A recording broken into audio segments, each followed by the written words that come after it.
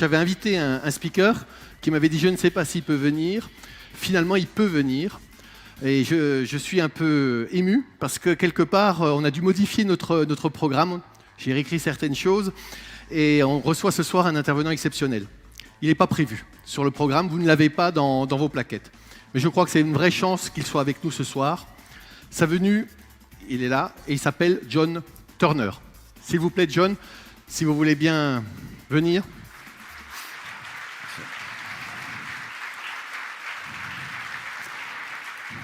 Bonsoir John. Bonsoir, bonsoir. Nous sommes très heureux de vous accueillir ici ce soir à Belfort. Alors c'est vrai que les Français, je ne sais pas si vous connaissent, je ne crois pas.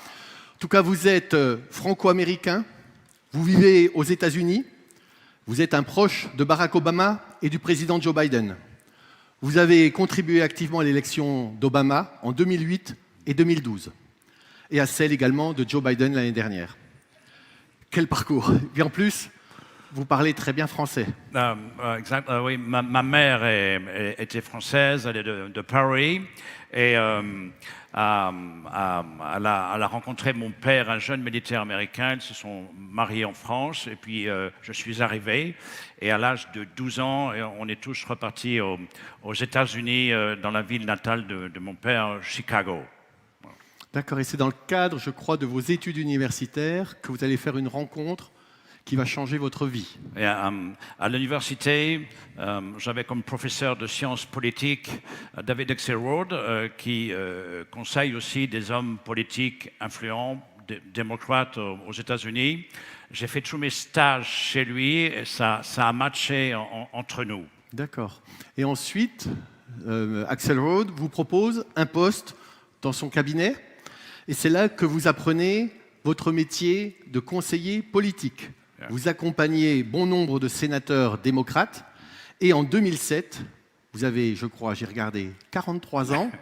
Et là, à 43 ans, c'est la rencontre avec Barack Obama. Oui, Barack Obama était client du cabinet de David à Seldorf. Moi, j'étais dans le bureau d'à côté et un matin, David me dit « Viens prendre un café, j'ai quelqu'un à te présenter » et c'était Barack Obama. Et alors, quelle avait été votre impression à ce moment-là? Je le connaissais déjà de réputation, comme sénateur, avocat. Et David lui avait déjà parlé de moi pour l'aider, et je me rappelle encore très bien, Barack m'a regardé très fixement, il m'a dit « John, I need you ». Et là, on ne s'est plus quitté et on a travaillé ensemble sur la primaire démocrate. Ok. Voilà. Janvier 2008, Barack Obama déclare sa candidature à l'investiture démocrate face à Hillary Clinton, qui alors est favorite pour les primaires. Mais c'est vous qui gagnez. Oui, Barack, un homme intelligent, avait voulu une garde rapprochée. Il y avait David Axelrod, Nels Holgersson, qui était ensuite porte-parole de la Maison-Blanche. J'en faisais partie. On a travaillé contre Hillary Clinton. On a gagné. Et après, on a gagné l'élection contre le républicain John McCain. Et c'est là d'ailleurs que j'ai rencontré Joe Biden et on a continué ensuite à travailler ensemble. Alors moi j'avais entendu parler de vous, mais je ne sais pas, je pense que beaucoup de gens ici ne vous connaissent pas, on ne vous voit pas dans les médias. Pourquoi? Je suis ce qu'on appelle aux États-Unis a man of the shadows, un homme de l'ombre. Voilà. Oui. Donc je travaille sur des dossiers sensibles. Et ma dernière campagne était celle avec Joe Biden l'année dernière. Et ma dernière mission, je suis presque en retraite, c'est pour ça que je peux m'exprimer. Oui. Ma dernière mission était avec Kamala Harris, où j'étais avec elle la semaine dernière à Paris, et son mari Brian. C'est pour ça que vous êtes en France. Oui, et votre français est encore excellent, comme celui de J'essaie. Merci. Vous allez sortir en décembre un livre chez Plon sur votre histoire et vous coécrivez une série pour Netflix sur la vie et l'ascension de Barack Obama qui va s'appeler Yes We Can, je crois. Oui, Barack et Michelle Michelle Obama très présente dans le couple. Ils ont dit OK à Netflix à condition que je sois dans le scénario parce que je connais bien la famille et la véritable histoire de Barack Obama. C'est pour ça que je suis là. Ouais. Très bien. Ben, je suis vraiment désolé parce que je sais, il y a encore, vous avez d'autres impératifs. Je crois qu'il y a un avion et il s'est vraiment arrêté ici au TEDx de Belfort pour vous faire un petit signe. On a été un peu chamboulés. En tout cas, attendez. On va terminer par une bonne nouvelle. Oui. Alors, c'est la grande nouvelle pour vous. Vous m'avez donné l'autorisation de le dire. Ouais. Alors j'espère que ça ira. Mais par l'intermédiaire de John, tenez-vous bien, Michelle Obama sera présente l'année prochaine au TEDx de Belfort. Voilà. C'est ça? Merci John. Oui, c'est une femme engagée. Donc elle l'a dit, elle le fera. OK, bye. John, bye. je compte sur vous. Bye. Merci encore et merci. Hein. Bye. On peut applaudir John. C'est vrai qu'il a fait vraiment le passage et on ne s'y attendait pas. On a été un peu bousculé là tout à l'heure.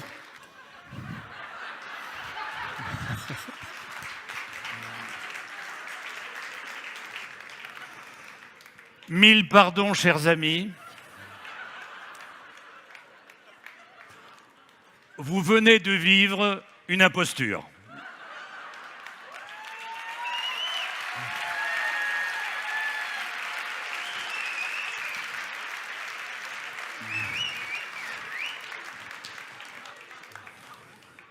Je ne suis pas de John Turner, vous l'avez bien compris.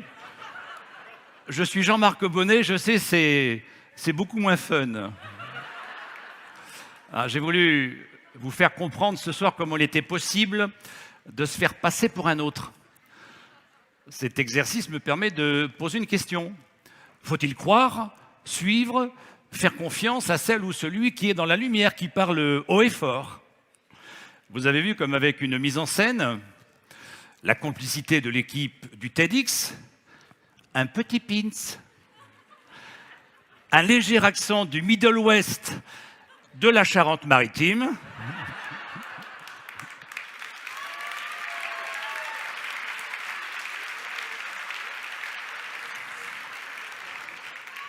et puis un peu de chance et un peu d'insouciance, on peut se faire passer pour un autre.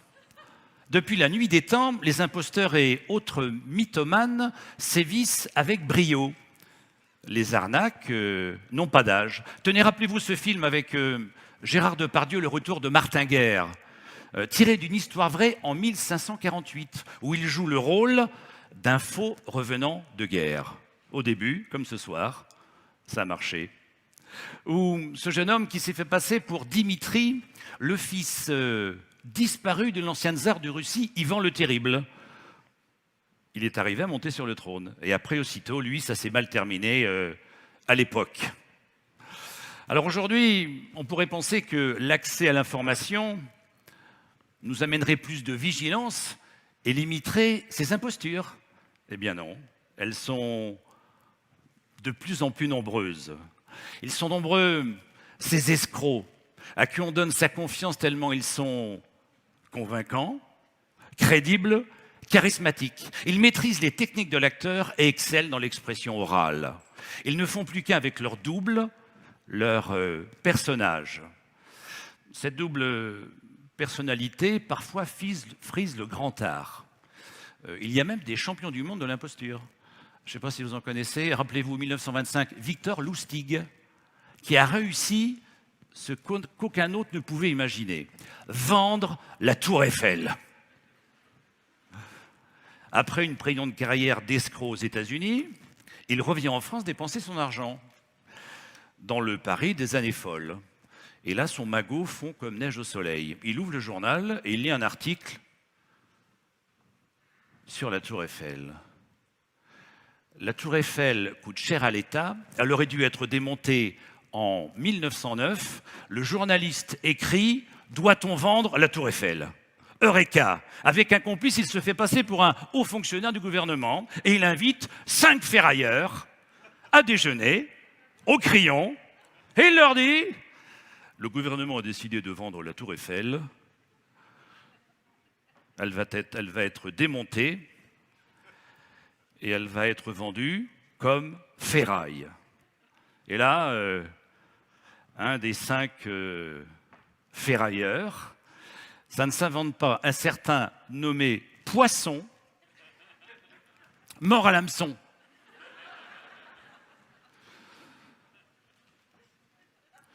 Ses manières, son aisance le passaient pour quelqu'un de tout à fait crédible. Quelques jours plus tard, il s'aperçoit de la supercherie. Victor Lustig a déjà quitté la ville. Poisson ne dit rien par peur du ridicule. Son épouse avait pourtant quelques doutes. Son mari aurait dû l'écouter. Plus proche de nous, incroyable, ce soi-disant expert de tueur en série est en fait un imposteur. Il était aussi proche du FBI, des serial killers, il sait tout. Depuis 40 ans, il enchaîne conférences, colloques, documentaires, livres, émissions de télé, émissions de radio. Les journalistes lui demandent « Mais pourquoi vous vous intéressez à ces monstres, à ces tueurs en série ?» Il répond « Parce que j'ai vécu un drame, un traumatisme personnel. Ma première compagne s'est faite assassiner. » Il change les variantes. Hein. Elle a été étranglée, violée, découpée en morceaux, éviscérée. Quand je suis rentré à la maison, je l'ai découverte, j'ai appelé la police. Les enquêteurs m'ont fait part de leurs investigations. C'est comme cela que je me suis intéressé à ces crimes. En réalité, tout est faux. Il n'a jamais vu un cadavre de sa vie et le FBI n'a jamais entendu parler de lui. Mais il n'y avait pas de raison de ne pas le croire. Il était sur les plateaux des télés. Alors, ces imposteurs, pourquoi ils font ça? Dans ce dernier cas, un besoin de reconnaissance, d'existence. Et puis, Victor Lustig, l'appât du gain, et ils sont nombreux. Je vais vous avouer quelque chose. J'ai pris un plaisir inavoué à me faire passer pour John Turner. L'espace de quelques minutes, j'étais proche de Barack Obama, Joe Biden. J'ai même vu chez certaines et certains d'entre vous quelques regards admiratifs. L'imposteur recherche aussi cela, la lumière, être au centre de toutes les attentions. Alors maintenant, avec ça, que faire? Qui croire? Il faut donner sa confiance, bien sûr, mais pas une confiance aveugle. Gardons notre esprit critique. Nous pouvons naturellement faire ce travail d'investigation au quotidien. Les imposteurs ont souvent été démasqués par des personnes comme vous et moi. Mais attention, ce travail d'investigation ne doit pas nous emmener vers le côté obscur de la méfiance malsaine, de la défiance en continu qui nous isole. Restons ouverts vers les autres et vers le monde. Nous pouvons vérifier simplement les informations qui nous arrivent. Tenez, tout à l'heure, j'ai glissé 2 fausses informations dans l'interview de mon ami John Turner. J'ai cité Nels Olson. Monsieur Olson, ça vous dit quelque chose? C'est l'épicier de la petite maison dans la prairie. Et Kamala Harris, j'ai cité son mari Brian, il ne s'appelle pas Brian, il s'appelle Douglas, c'est sur sa fiche Wikipédia. Quand des événements ou des informations nous arrivent, essayons de prendre de la hauteur, de rester lucide dans une stabilité émotionnelle. Quand j'ai un doute, je module ma réflexion, je dose mon esprit critique et je me rapproche de ceux qui savent, de ceux qui ont la bonne réponse. Je suis absolument convaincu d'une chose. Nous sommes entourés de gens formidables. Il y a plus autour de nous de personnes sincères et d'experts crédibles que le contraire. Alors à nous d'être attentifs, de bien regarder, de bien écouter pour s'en apercevoir, pour apprendre en transparence et en confiance. Merci.